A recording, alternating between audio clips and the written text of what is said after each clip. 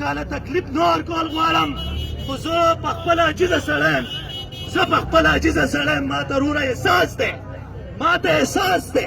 نو انشاءالله تعالی چې زه په اخره کې ډیډلاین ورکوم زه محمود خان ته له دې ځای نه یم چې جلسه دې پیل ده د سپین خان پاور شو کامیابه ده وګوره د هغې چوکه پورې ککره شمار که که تا شمار کړي زه به سیاست پرېږدم دویمه خبره ته دا کوم چې نه به یېرېږئ نه به د چا نه شرمېږئ ذلت او عزت الله پاک ورکوي چې کله هم ستا مرګ مقرر شو نه دې د چا پلار ایسارولی شي نه دې د چا نیکه ایسارولی شي نو انشاءالله تعالی چې زه ستاسو ډېره شکریه ادا کوم ځکه تاسو په زرګاو په تعداد کې راغلي یئ په زرګاو په تعداد کې زه به دا هم ویم چې کم از کم زه محمود خان ته دا یم ته چېرته په مهنګایي باس کړی ته چېرته دا ویلي چې دا اوړه ولې ګران دي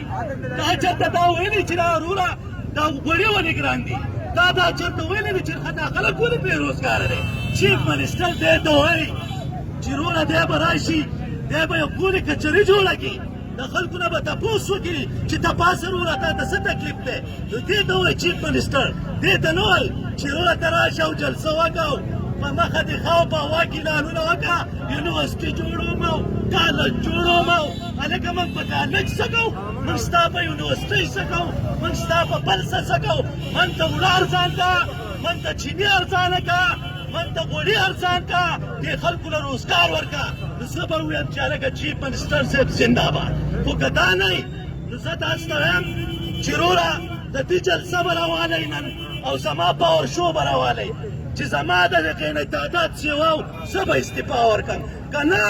زما تعداد سیوا و نو دا ټول به بیا استعفا ورکوي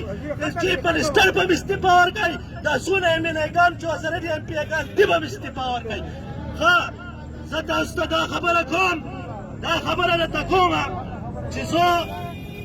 وروره دا یوه خبره واورئ زه چېرته وروره یوه خبره درته کومه زه چې نن راپاڅېدلی یم د دې نه وجې راپاڅېدلی یم چې مهنګایي ده ډېره زیاته یو سړی ځانه سبسي نه شي اخیستی 120 150 روپۍ ټماټر دي که نه دي دا غریب سړی اخیستی شي داسې وروره آلوګانو په 20 روپۍ کیلو هغه په 80 روپۍ کیلو دی که داسې وروره ټینډې دي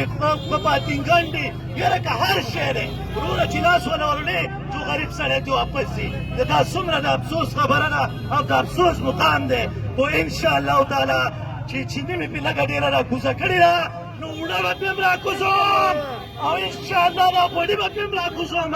او انشاءالله تعالی چې دا اوړه به پرې هم راکوزوم انشاءالله تعالی چې زه په اخره کې ډیډلاین ورکوم په اخره کې به دا ډیډلاین ورکوم چې بیا به انشاءالله دا سیلاب تاسو وینئ دا سیلاب دی دې ته وایي پاور شو دې ته وایي نو انشاءالله تعالی چې زما په هره پاور شو کې په هر احتجاج کې انشاءالله په زرګونو ککرۍ دي محمود خان ته وایم چې ککرۍ شمار که دا ککرۍ شمار که د هغې چوکه پورې خلک ولاړ دی انشاءالله که تاسې داسې وګورئ وروره روډ ډک دی دې طرف ته ډک دی دې طرف ته پکې ځای نشته نو انشاءالله تعالی چې یو کم از کم یو 40,000 ککرۍ مې راته ودرولې 40,000 که نه کیمره ګوماو که دې خوا مو ګوره زما ته پاور شو وکړه پاور شو دا د سپین خان پاور شو ده دا تا ته ما ویلي چې زه به تا ته د مهنګایي خلاف سیلاب ودرم تاسو وروره مهنګایي منئ ټول لاسونه چوت کوئ څونه چې دي هلکه د هغې چوکه پورې لاسونه چوت کوئ تاسو دې په خدای قسم لاسونه چوت کوئ تاسو مسلمانان یئ او کلمه یې وویلې لاسونه یو لاس چوت کوئ وروره یو لاس چوت کوئ ډېره مهرباني ځکه چې زه نن ناوتی یم زما دا وروڼه په تکلیف کې دي زه په خپله په تکلیف کې یم نو انشاءالله تعالی محمود خان ته چیف منسټر ته وروره زه د دې ځای نه دا پیغام ورکوم که وروره اوړه دې ارزان نه کړل یا دې غوړي ارزان نه کړل نو دا سیلاب به بیا راولم او ستا د سیم هاوس مخې ته به یې ودرم ځو به د سیم هاوس مخې ته به ځو د سیم هاوس مخې ته به ځو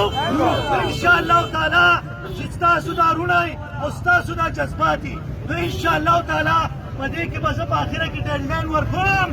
انشاءالله او سیم هاوس مخې ته به زه پېښور ته او انشاءالله تعالی چې داسې پاور شو به کوو چې یاد به یې لري چیني مې د لرزانه کړه لکه ډېره